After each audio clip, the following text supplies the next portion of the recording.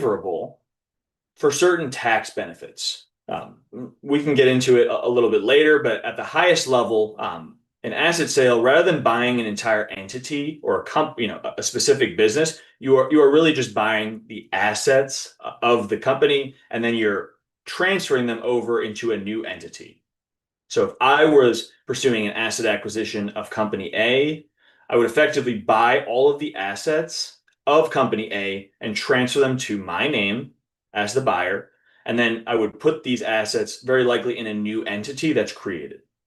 So some of the advantages of asset sales include, you get favorable tax treatments, as well as it can protect some liability risk because you're simply purchasing the assets of the company and not the entity itself. So those are some of the benefits around an asset sale, but we can keep going to the next slide for the steps.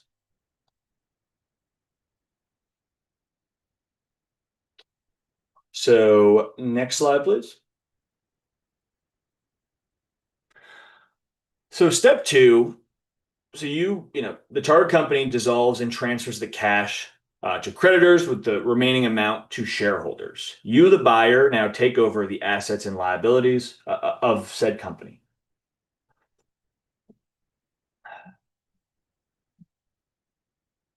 And while we're going through this, if you have any questions about a specific deal you have under contract or questions around what we're covering, feel free to throw these in the Q&A, and I'll do my best to get to these, as well as if you have questions in the chat. If we can get that live and able for you to use, I'd appreciate if you want to throw those in the chat. I'll get to as many things as I can. So alternatively, instead of transferring the assets directly to the buyer may have a subsidiary company it controls. If we see on the right side, the buyer transfers cash to the target company, and in exchange, the assets and liabilities are transferred to the corporation owned by the buyer. Following this, what the assets look like, the structure on the last, on the right-hand side is the buyer and the corporation, which is owned by the buyer, includes these assets and liabilities. So if you can picture this, you establish a entity, you may own 100% of that entity, and then you transfer over these assets and liabilities you just purchased with your consideration, and you place it underneath this corporation.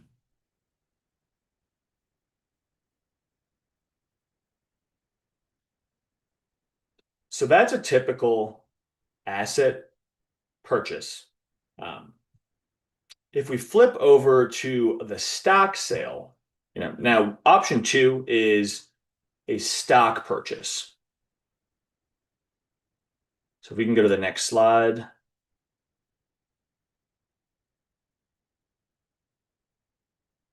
So a stock purchase, if we go a stock purchase does exactly what it says. The buyer agrees to buy the target company stock in exchange for some consideration.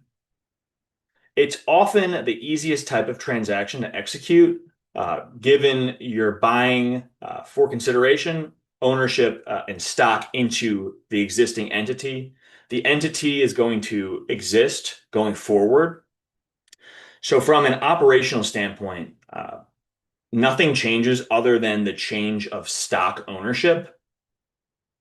So from a functional standpoint, it's much easier and there's far less paperwork to complete a stock sale than an asset sale. An asset sale requires the establishment of a new entity, the transferring, etc., versus a stock sale is quite cleaner and it's easier to execute from a paperwork standpoint. So you'll see before the transaction, the stockholders own the company to be sold. And then, step 1 is the sale. So if we go to the next slide,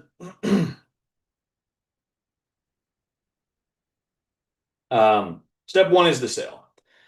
So in the sale process, the buyer transfers cash or something of value to the shareholders. When the shares are transferred to the buyer, the target shareholders no longer own the company, and the buyer becomes the new owner once these shares have been transferred. Typically, this transfer occurs at the time of, the purchase agreement phase, and once that consideration is delivered. After the target shareholders receive money from the sale of the shares. And depending on the terms of the deal, this could be for 100% of the acquisition, 80%, 70%, 90%. It depends on those terms. And then the new shareholder owns the existing entity under that stock ownership.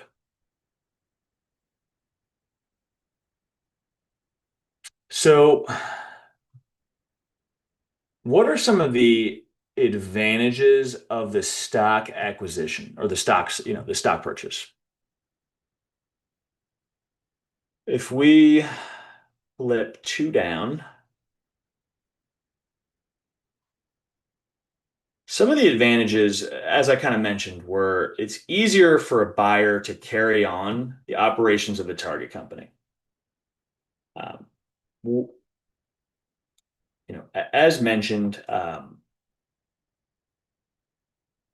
the stock sales, the buyer advantage, buyers can usually continue the business of the target company with relative ease.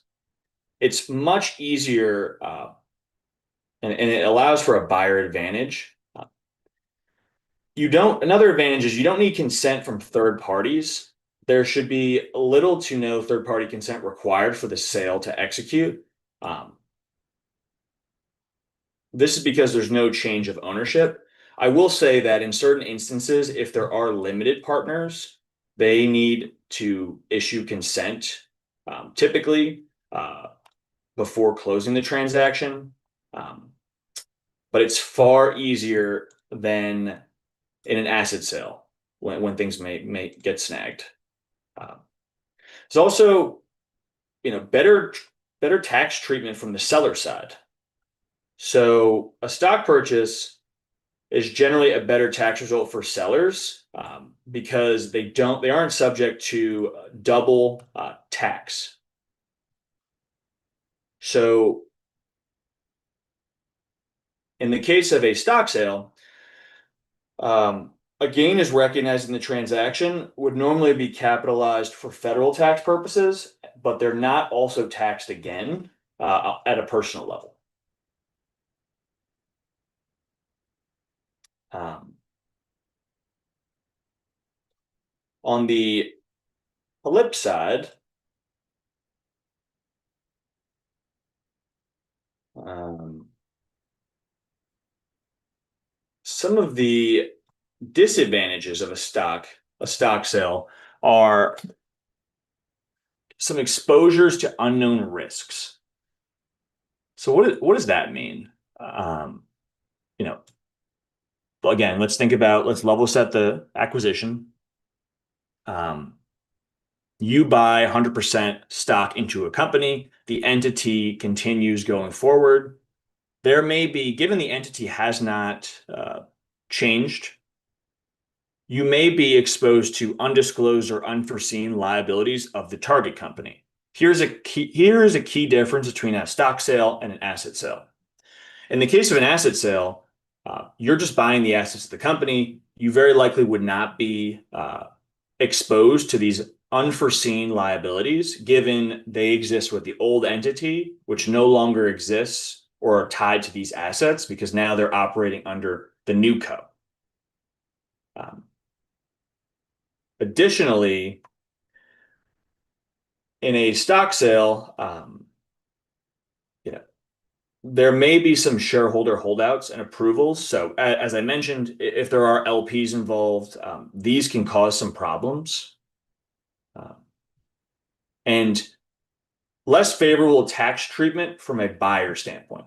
So most of the audience who typically sit in are those looking to buy a business. So stock sales are often favorable to sellers. So don't be surprised when you talk to brokers and others who are pushing for the stock sale because they know the implications of some of those tax benefits the seller can realize.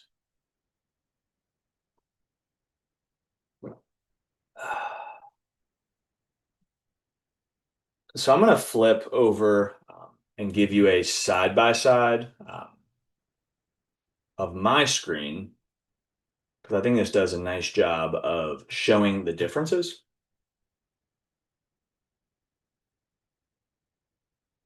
Let's see if I can do that. 1 second.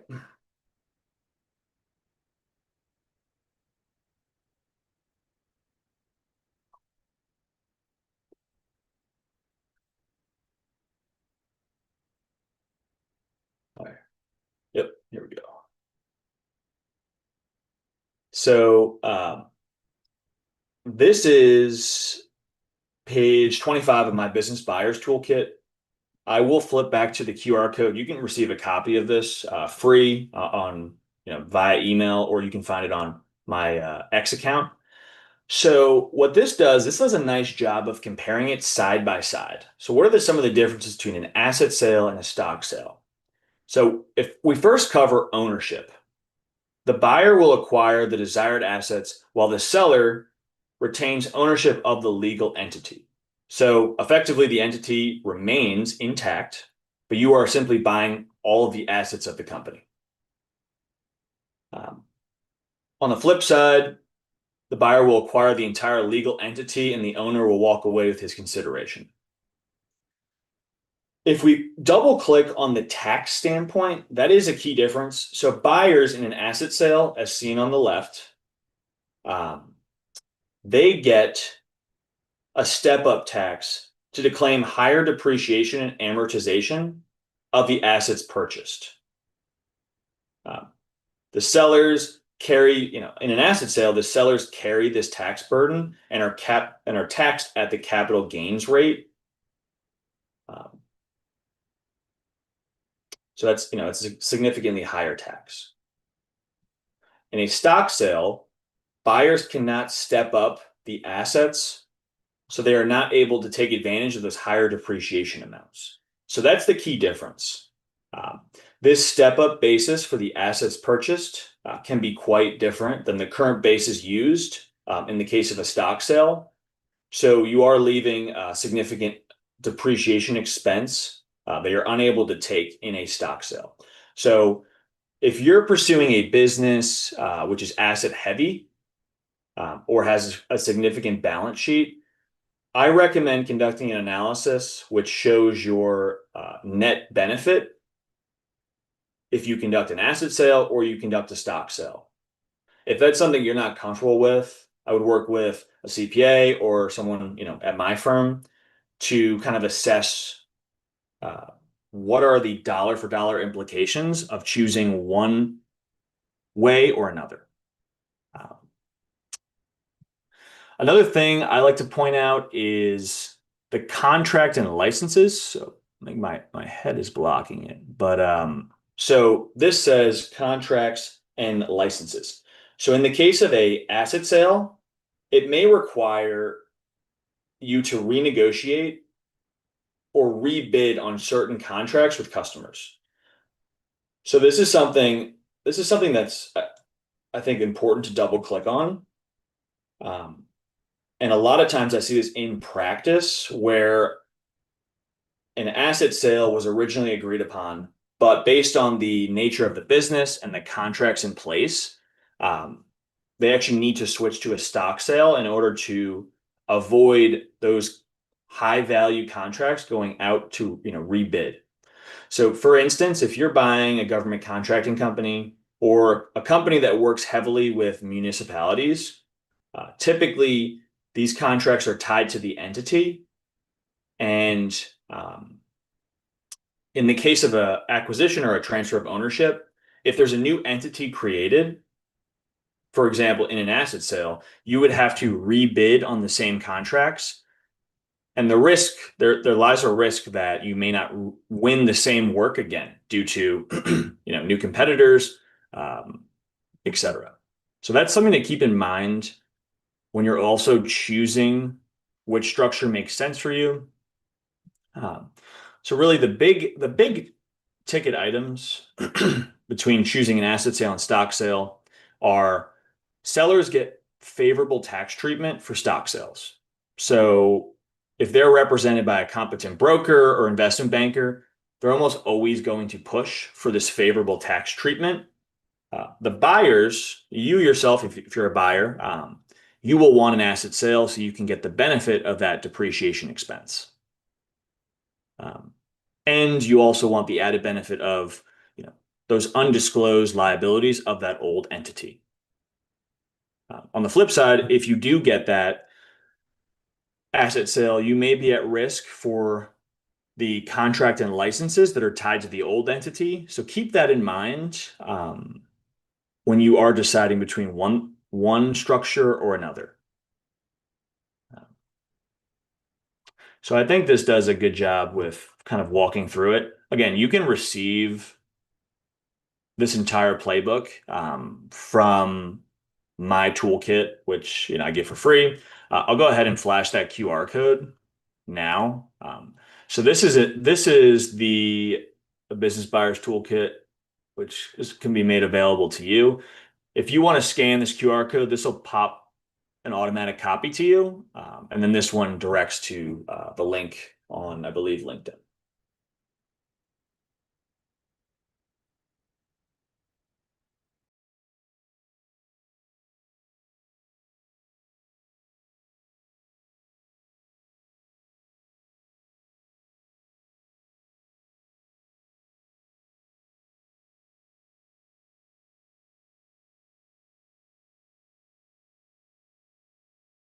So I'll give y'all a couple, about 30 seconds or 40 seconds to scan that QR code and get that copy. I would love to open it up for a polling question, and then answer any, live Q&A.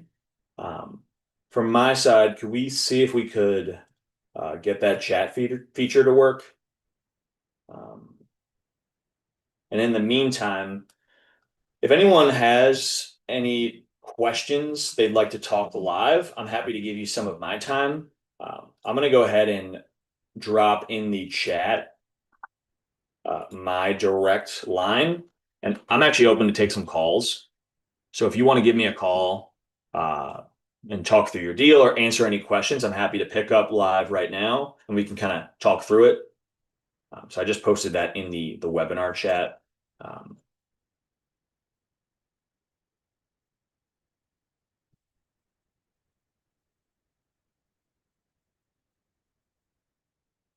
So the chat should be available. If it's not, please let me know. But my side of the house is saying it's good to go.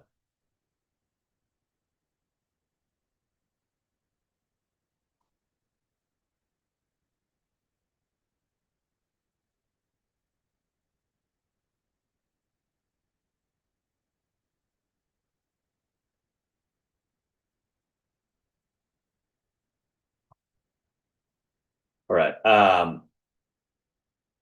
No takers yet. We'll keep it moving. So when we think about where are you within, your transaction?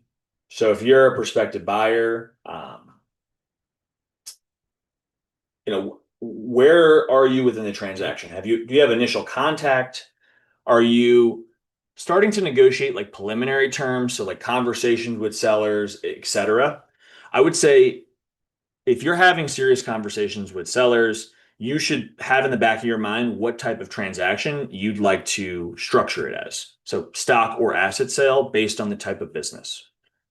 This could be a question that is presented, in a sim. A broker may come out and say, we're looking for a stock sale, we're looking for an asset sale, et cetera.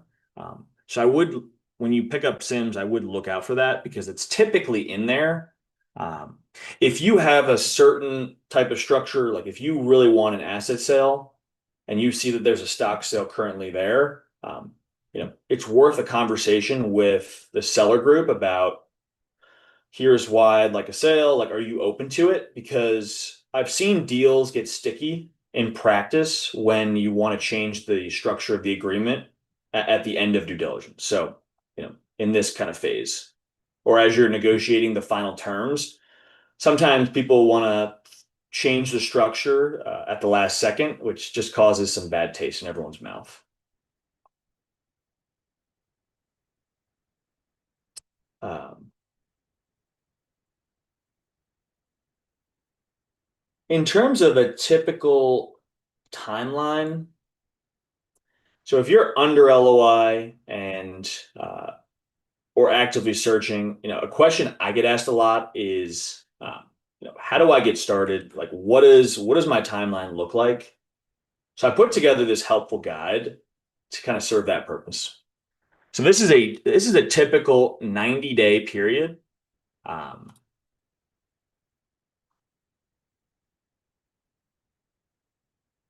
this is a typical 90-day period of, a typical due diligence timeline. So it often starts with a signed LOI, and it's best practice to kick off a financial due diligence provider and project right away. So why is that? Typically, you're submitting a LOI based on uh, compiled numbers in a sim or a slide deck, but none of it is verified. So it's very important you work with a financial diligence provider or conduct your own due diligence and run those reports in the accounting system to do a quick verification that there aren't material discrepancies between what is being presented in the sim compared to what is being actually reported in the company's QuickBooks files or other accounting system. Um, so if you want to bookmark this or save it, I do think it's a helpful timeline that shows really what are your benchmarks on days 1 through 30, 30 through 60, and 60 through 90 to get you to this closing table and sign that purchase agreement. So we had a couple questions come in, so I appreciate it. How much of a sticking point has this been between sellers and buyers based on your experience? So Jay, thank you for that question. Um, I've seen it quite a bit. I've seen deals die over the structure. Um, some buyers definitively want an asset sale because they want to take advantage of the step up basis in that depreciation. And they are, I've seen buyers walk because sellers want a stock sale. Um, sitting as that financial due diligence provider, in my opinion, I think buyers should be willing to be open for a stock sale because it does give benefits of ease of transaction. And in my opinion, your enterprise value should be the same amount of money uh, if it's an asset sale or stock sale. But let me explain. So your perceived enterprise value should be, if it's $5 million, it should be $5 million based on if it's an asset sale or a stock sale. The total dollar amount delivered or consideration you give is will change based on the type of structure you choose. So if the seller wants to do a stock sale, in my opinion, that $5 million of your perceived enterprise value should be slightly less because you are not getting that favorable tax treatment compared to if you were doing an asset sale. So again, when you're thinking about valuations and structure, this is all that buyers should do on an internal basis. I do not recommend sharing your thoughts about what your offer is and why it's X or Y, because it's going to be very challenging to get a seller and broker on board with that. But I've often see on an internal basis, buy side teams conduct this analysis and use it for purposes of putting together an offer that they think is fair, depending on which structure they want to go with. So that's food for thought. It's a good way I like to think about the enterprise value for an asset and stock sale.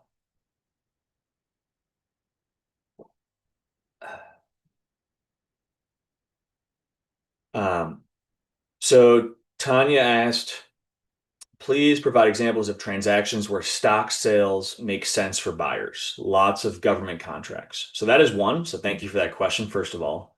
Um, I've also seen stock sales, as mentioned, with heavy municipal contracts. So if they're working with local townships, if you're a landscaping company or a construction company and you work with hospitals or other government-owned like entities, that work you win may be based on some contract which renews every year tied to that entity. So as a reminder, in an asset sale, that entity is going to no longer exist. Um, so what I've seen in practice is typically the buyer will elect to do a stock sale because the entity will remain intact. Um, there is not a one size fits all. I have seen in instances buyers can successfully work with the customer before, right after closing and get that contract transferred to the new entity. Um, some have been successful, some have not. The best practice if you're trying to eliminate all downside risk of this happening and you losing a large contract due to one of these terms is one, you need to read the contracts and understand what they mean from an operational standpoint and a legal standpoint, and then choose accordingly. Uh, government contracts, you know, customer contracts, which state terms about, a change of ownership. This can all be reviewed during due diligence. If you want to review those contracts yourself or hire someone to do it for you, or work with maybe an M&A attorney. That should give you sufficient coverage.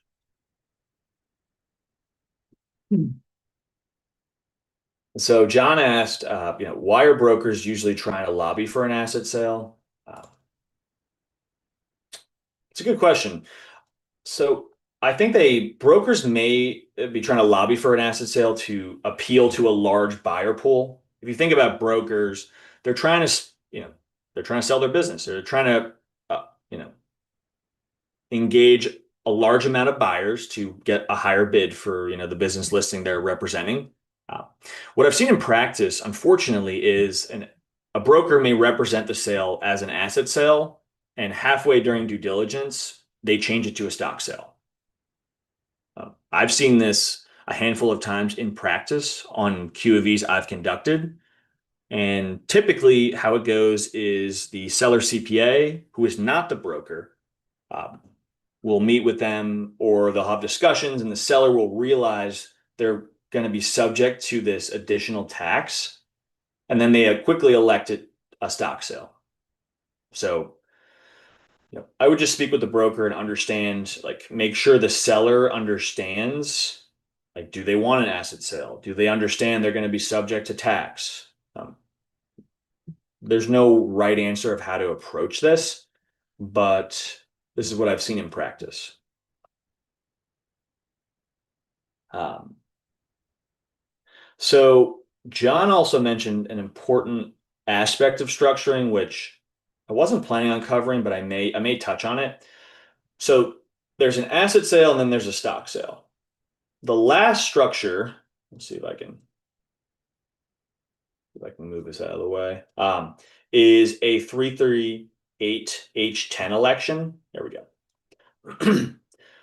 So there's a couple benefits to this, and there's a couple stipulations you need to be aware of. So in a 33H10 election, the buyer purchases the target stock from the selling, and although it's treated as a stock acquisition, in the eyes of the taxman, it's treated as an asset acquisition. So it's almost like a win-win.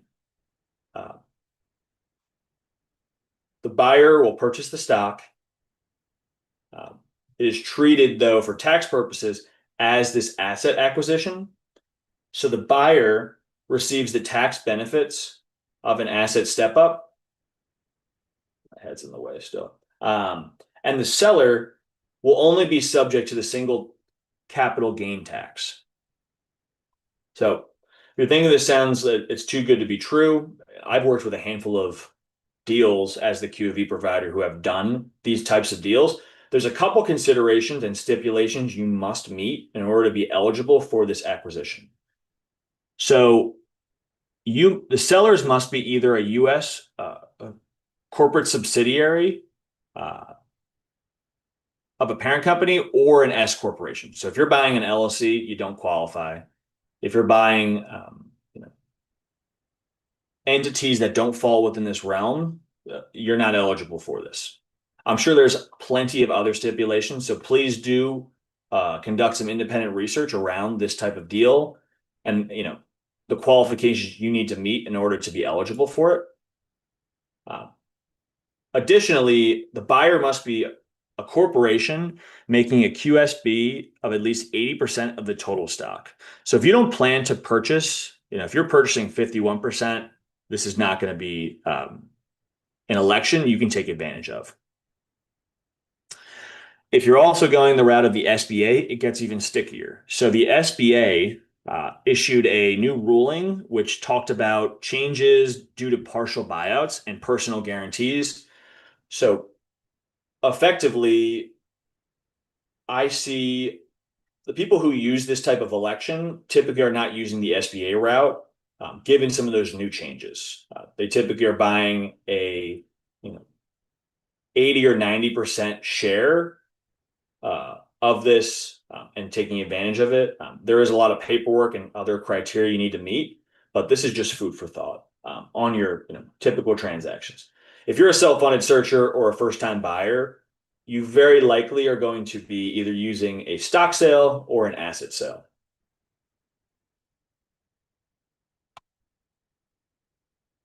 So I have a few more webinars coming up where we're going to be talking about active searchers to business owners. How do you get there? Winning deals as a first-time buyer, independent sponsors, the 90-day deal execution framework, and some live Q&A. If you want to scan these QR codes and you just put them on your calendar, you can receive updates of when we're going to go live. So hopefully, I hope to see you there soon in the coming weeks.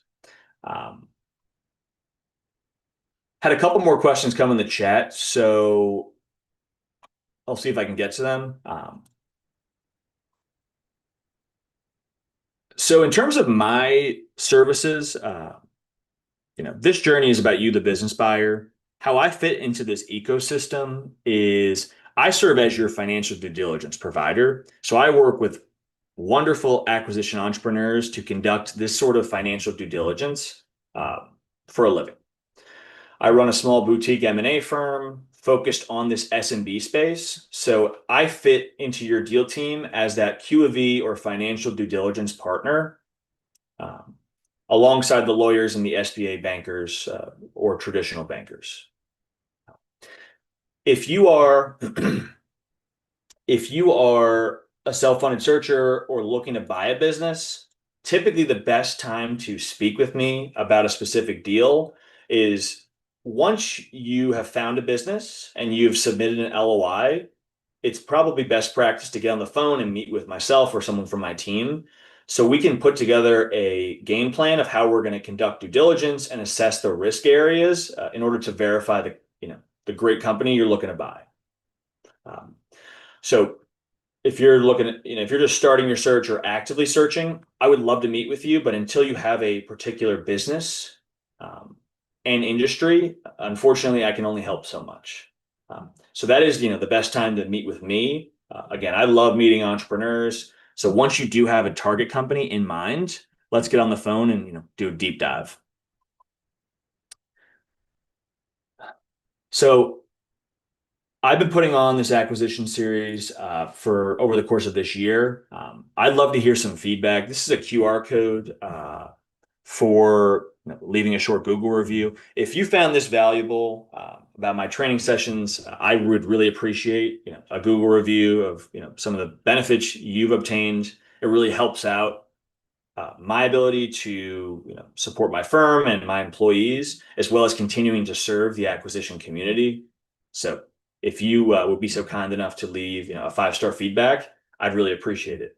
If you'd also like to email us in about topics you'd like to be covered, in the fall or winter.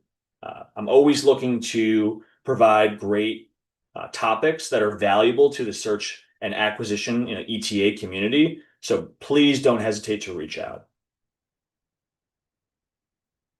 Uh, with that, I wanted to thank you for joining. You can connect with me on LinkedIn.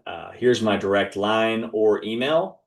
Uh, with that, I will pause for any last questions.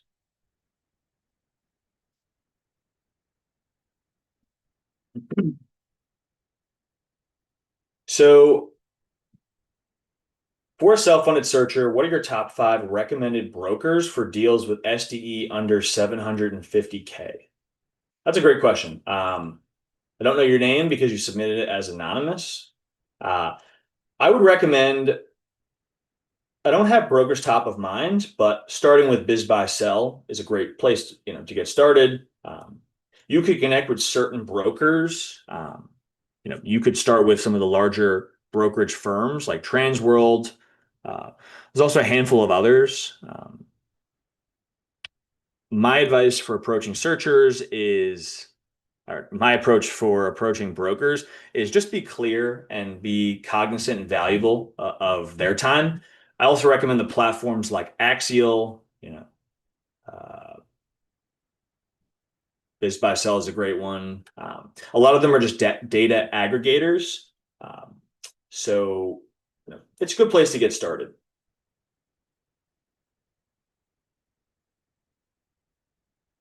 Uh,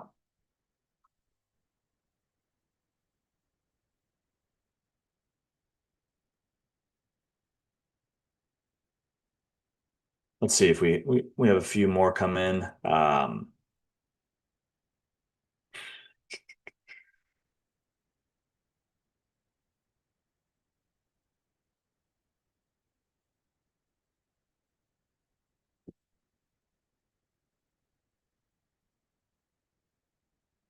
Let's see.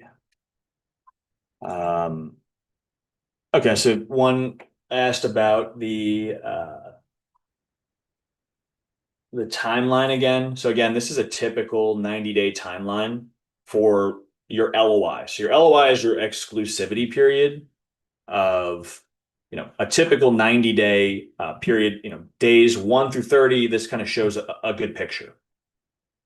Um, so this is also included in my business buyer's toolkit. Uh, if you want to save that and get yourself a copy, I highly recommend it. I use it on all my deals to provide, some sort of framework of where are we? Are we at the phase of a signed LOI, and how do we get to the closing table for a prospective business?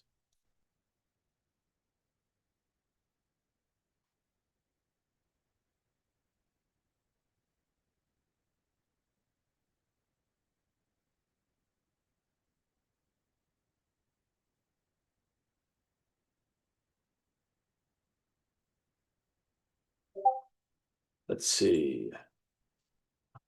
Another question.